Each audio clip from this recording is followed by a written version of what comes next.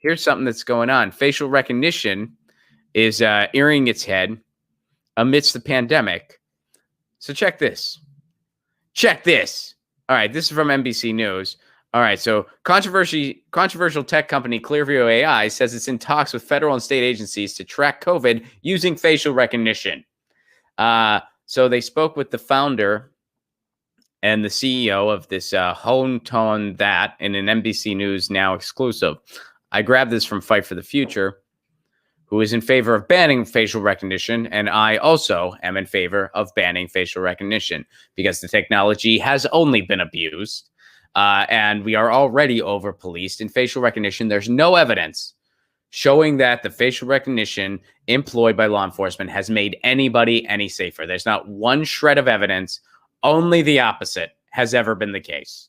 It's only made people less safe. It's been used and abused. Police officers will use these databases to find information on an ex. It has mismatches up to 98% of the time.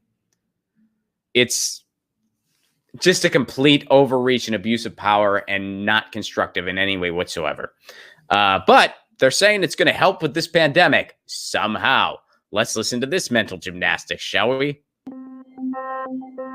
Wonton Tat is the CEO of Clearview AI, a company that was already controversial for the one service that it offers to law enforcement. The way it works is after a crime has been committed, after the fact, they look through the video evidence, and sometimes they have a face of somebody they don't know who it is. And there's a 2% chance that that face will actually be the criminal. This technology has never helped anyone, quote, catch a bad guy, ever. It's never happened. 98% of the time, mismatches. Even when they did an experiment with politicians who are recognizable public figures, still mismatches galore. They can run it through our system, and our system searches only public information on the internet, and they may have a lead to a mugshot or a news article or a social media post of that person. Now, as health authorities consider how to follow... Oh, and by the way, all these databases are easily hackable. Databases have been hacked at various state lines, at various ports of entry. All those databases have been hacked where they have all of these extra pictures of people's faces along with sensitive information. Man, I'm sure nothing bad would happen if that got in the wrong hands. Follow the paths of people who are positive for coronavirus. Tontat says he's been in discussion with federal and state authorities about helping to identify people as part of a contact tracing program. We talk about reopening. Now we're going to open it again. We appreciate the leadership. There's the David Letterman guy. The president's desire to reopen the economy and get Americans back to work. If we are to open up the economy in a way that's safe for everybody, that we need to be able to test quickly and also trace and find out who they've been in contact with. Does that mean using public footage to find people who've been near someone known to be infected? Tontat says the cameras are already in place that can trace someone's movements. We think that a lot of retail spaces and gyms, they already have cameras that are there. There is the expectation that you're in a public area. So there's no necessarily expectation of privacy. The camera's already there in case crime happens. They can now already be repurposed to help track anyone else who has had the virus. And while masks might slow down the identification process, Clearview's system learns quickly. How many pixels do you need to identify somebody? And we've had success with even older cameras. We can do things from about 110 pixels by 110. The whole idea behind something like Google and Apple's contact tracing app, which they announced in April, is that being part of it is voluntary and that no one's identity will be revealed without their consent. But can we safeguard public health without identifying individuals? Yes. Or do we have to make a compromise on privacy? No, that's the thing. We don't. That's the thing. This isn't useful. This isn't. Let's hear it. A Harvard bioethicist, says we cannot wait to sort out the answer. Well, there's been much discussion about the possibility of using apps that collect data of who we've been in contact with, and then you would notify the app if you get COVID positive, and people would be notified. We really just don't know whether that's going to be a successful intervention, and there are big risks about privacy. We don't know if this will work, but we can't wait to find out.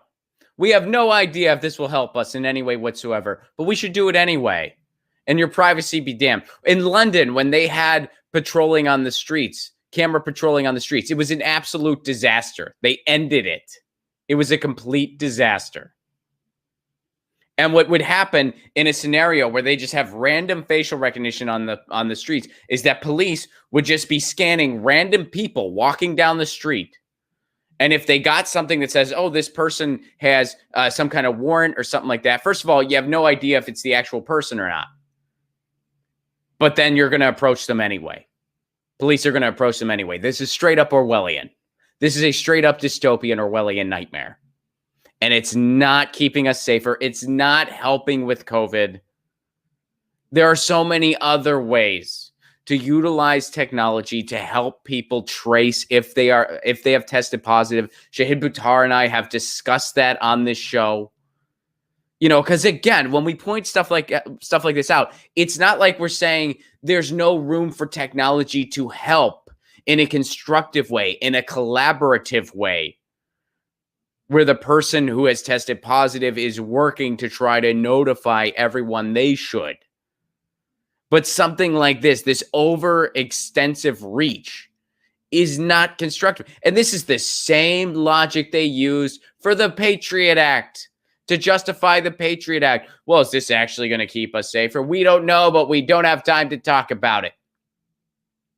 We don't know, but we have to violate this amendment and that amendment in the Constitution because we don't have time to talk about it. And it's possible for two truths to be existing. That was an awkward sentence. But there's two truths at play here. Truth number one, the pandemic is very dangerous, and we need to take it incredibly seriously, and we need to fight this thing. But truth number two, this is an overreach, and this isn't productive, and this isn't helping, and this is dangerous. We don't need to have this type of compromise on civil liberties to help fight this pandemic. It's not going to help fight the pandemic. It's only going to infringe on people's rights to privacy. That's all it's going to do. All right, let's watch the rest of this.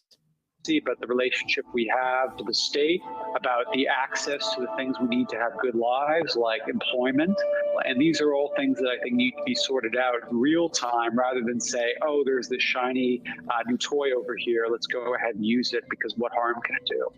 But that's exactly what he's calling for. He's like, well, we don't have time to... All right. What we're really trying to do here is think of solutions that take a little bit of privacy, that are after-the-fact investigations, that's using public data that's already out there, or security cameras footage that is already there, and help solve the problem. Will an agency that uses your technology on top of other contact tracing technologies wind up with a repository that includes my identity and my health information and my whereabouts over the last few months in a way that we're all going to be uncomfortable? And my social security number and my blood type and my marital status and what I had for lunch yesterday and the size of my last bowel movement. Is it going to have all that stuff?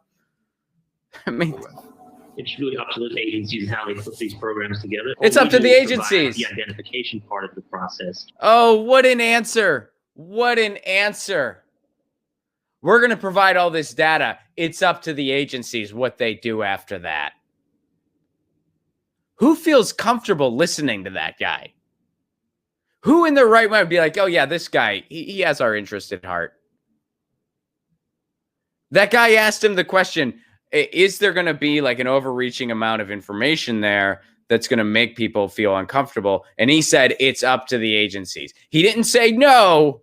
He said, it's up to the agency. I don't know. I mean, they might just do whatever they want with it. They might just try to find a warrant for your arrest. They'll do whatever they want. But yeah, this technology is going to help. Sure. All right.